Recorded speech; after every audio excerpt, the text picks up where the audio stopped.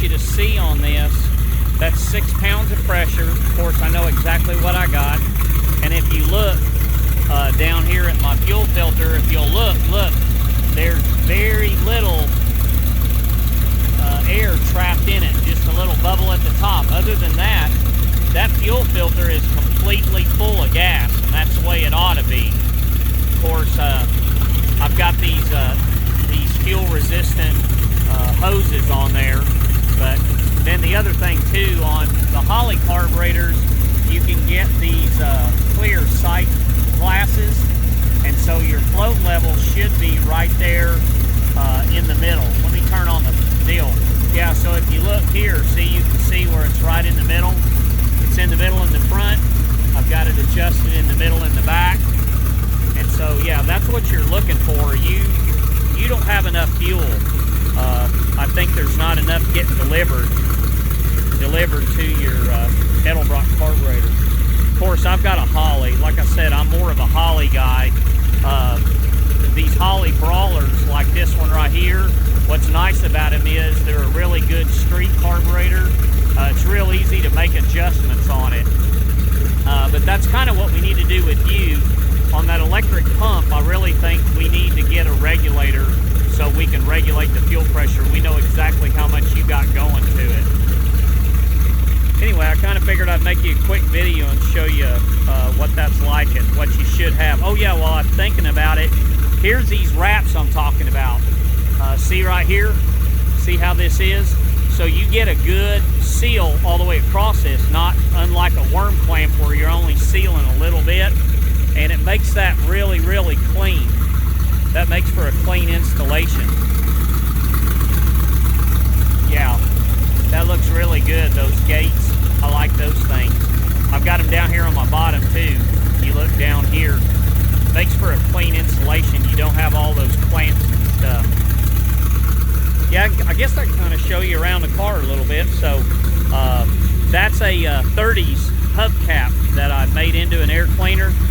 And then of course, these are actually 32 headlights, but they're updated. This is a Suicide front end. These are actually Volkswagen Karmann Ghia disc brake calipers. You might recognize that, I'm not sure. And of course, I've got, back in the day, if you were a chauffeur, you had to have these medallions on your car to show that you were licensed with the city or the state. And so I've got a 1931 chauffeur's license. I thought that's pretty neat. I've got some gauges up here. Those are just good, like when I'm doing my tuning. Of course, I can watch my water temp, my oil temp, my tachometer, and then we'll open the inside up. Yeah, so on the inside, I have a air-fuel ratio gauge, and so that's what you see jumping around there. And then, of course, I've got equalizer. This is my wiring down here into my fuse box, and of course I've got my stereo and got a fan. That's about the only air conditioning I'm going to get.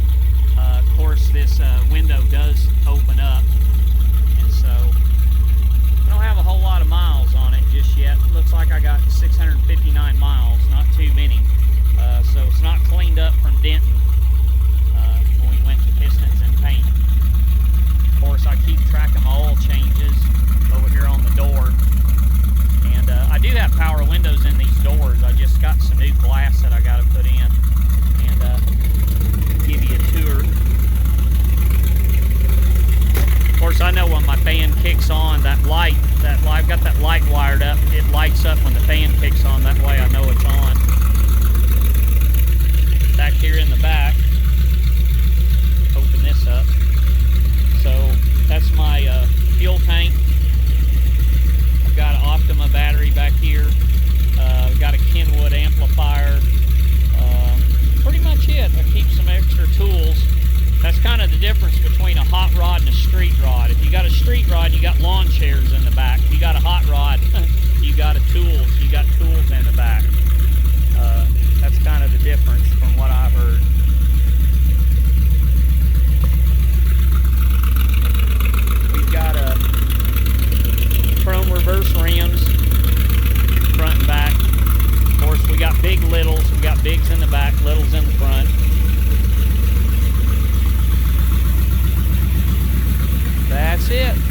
hot rod.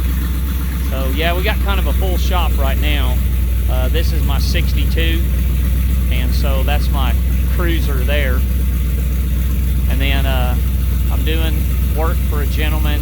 He's got a big Plymouth and DeSoto collection, and so I'm doing that one for him. Just kind of a look around. I've got my Hot Wheels collection. I've got a Hunter tire machine there, and my tool boxes. Of course, I got lots of memorabilia on the walls. Got all my stuff in those cabinets, all my extra parts. That's what, when I saw your little boy riding that pedal car the other day, it reminded me I had one hanging in my shop. Of course, my little boy's car is hanging up from the ceiling. That's off of his. And I'm kind of crowded, there's no doubt. This shop's a lot smaller than what I had in Wiley, but I've got a press, I got a strut compressor, a brake plate, bench grinder, and so, looks like I need to put a little air in the Sinclair Dinosaur. Got all my books. I can go back quite a ways. All my memorabilia stuff. Got my 50s refrigerator.